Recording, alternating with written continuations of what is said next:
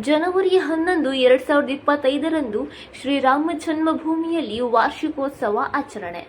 2024ರ ಜನವರಿ 22ರಂದು ಉತ್ತರ ಪ್ರದೇಶದ ದೇವಾಲಯ ಪಟ್ಟಣವಾದ ಅಯೋಧ್ಯೆಯಲ್ಲಿ ಹೊಸದಾಗಿ ನಿರ್ಮಿಸಲಾದ ರಾಮ ಜನ್ಮಭೂಮಿ ದೇವಾಲಯದ ಗರ್ಭಗುಡಿಯಲ್ಲಿ 25 ಇಂಚು ಎತ್ತರದ ರಾಮಲಲ್ಲಾನ ವಿಗ್ರಹವನ್ನು ಪ್ರತಿಷ್ಠಾಪಿಸಲಾಯಿತು.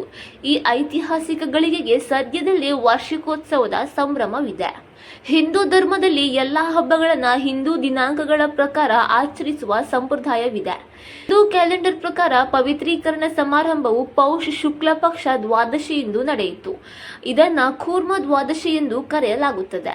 2025ರಲ್ಲಿ ಹಿಂದೂ ಕ್ಯಾಲೆಂಡರ್ ದಿನಾಂಕವು ಜನವರಿ 11ರಂದು ಬರುತ್ತದೆ. ಆದ್ದರಿಂದ ಹಿಂದೂ ಕ್ಯಾಲೆಂಡರ್ನ ಅನುಸರಿಸಲು ಮತ್ತು 2025ರಲ್ಲಿ ಜನವರಿ 11ರಂದು ಪ್ರಾಣ ಪ್ರತಿಷ್ಠಾ ಸಮಾರಂಭವನ್ನು ಆಚರಿಸಲು ನಿರ್ಧರಿಸಲಾಗಿದೆ. ಸಂತರೊಂದಿಗೆ ಸಮಾಲೋಚಿಸಿದ ನಂತರ ಹಿಂದೂ ಪಂಚಾಂಗದ ಪ್ರಕಾರ ಹಿಂದೂ ಹಬ್ಬಗಳು ಮತ್ತು ಆಚರಣೆಗಳನ್ನು ಆಚರಿಸುವ ಸಂಪ್ರದಾಯವನ್ನು ಅನುಸರಿಸಿ ಪ್ರಭು ಶ್ರೀರಾಮಲಲ್ಲ ಅವರ ಪ್ರಾಣ ಪ್ರತಿಷ್ಠೆಯ ವಾರ್ಷಿಕೋತ್ಸವವನ್ನು ವಾರ್ಷಿಕ ಪೌಷ ಶುಕ್ಲ ದ್ವಾದಶಿಯಂದು ಆಚರಿಸಲಾಗುವುದೆಂದು ನಿರ್ಧರಿಸಲಾಯಿತು.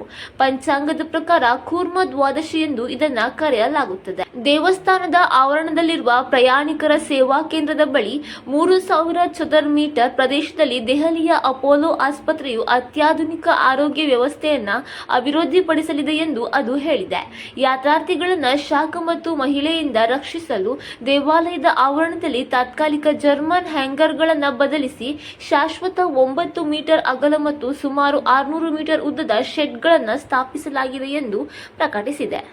ಜನವರಿ 22ರಂದು ಪ್ರಸಿದ್ಧ ಶಿಲ್ಪಿ ಅರುಣ್ ಯೋಗಿರಾಜ್ ಅವರು ರೂಪಿಸಿರುವ 51 ಇಂಚು ಎತ್ತರದ ವಿಗ್ರಹವನ್ನು ಜೀವನದ ಎಲ್ಲಾ ಪಂಗಡಗಳಿದೆ. ಜನವರಿ 22ರಂದು ಪ್ರಸಿದ್ಧ ಶಿಲ್ಪಿ ಅರುಣ್ ಯೋಗಿರಾಜ್ ಅವರು ರೂಪಿಸಿರುವ 51 ಇಂಚು ಎತ್ತರದ ವಿಗ್ರಹವನ್ನು ಪ್ರತಿಷ್ಠಾಪಿಸಲಾಯಿತು.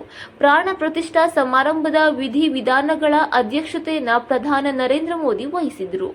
ಸಾಂಪ್ರದಾಯಿಕ ನಾಗರ ಶೈಲಿಯಲ್ಲಿ ನಿರ್ಮಿಸಲಾದ ದೇವಾಲಯವು 380 ಅಡಿ ಉದ್ದ, 250 ಅಡಿ ಅಗಲ ಮತ್ತು 161 ಅಡಿ ಎತ್ತರವನ್ನು ಹೊಂದಿದೆ. ಇದನ್ನು ಪ್ರಸಿದ್ಧ ವಾಸ್ತುಶಿಲ್ಪಿ ಚಂದ್ರಕಾಂತ್ ಬಿ ಸೋಂಪುರ ಅವರು ಮತ್ತು ಮಗ ಆಶೀಶ್ ಅವರ ಸಹಯೋಗದೊಂದಿಗೆ ವಿನ್ಯಾಸಗೊಳಿಸಿದ್ದಾರೆ. ಗರ್ಭಗುಡಿಯು ಭಗವಾನ್ ಶ್ರೀರಾಮನ ಬಾಲ್ಯದ ರೂಪವನ್ನು ಹೊಂದಿದೆ. ಮೊದಲ ಮಹಡಿಯಲ್ಲಿ ಶ್ರೀರಾಮ ದರ್ಬಾರ್ ಇದೆ. ಒಟ್ಟು 392 ಕಂಬಗಳು ಮತ್ತು 44 ಬಾಗಿಲುಗಳಿಂದ ಬೆಂಬಲಿತವಾಗಿರುವ ಮಂದಿರವು 3 ಅಂತಸ್ತಿನದ್ದಾಗಿದ್ದು ಪ್ರತಿ ಮಹಡಿಯು 20 ಅಡಿ ಎತ್ತರವಿದೆ.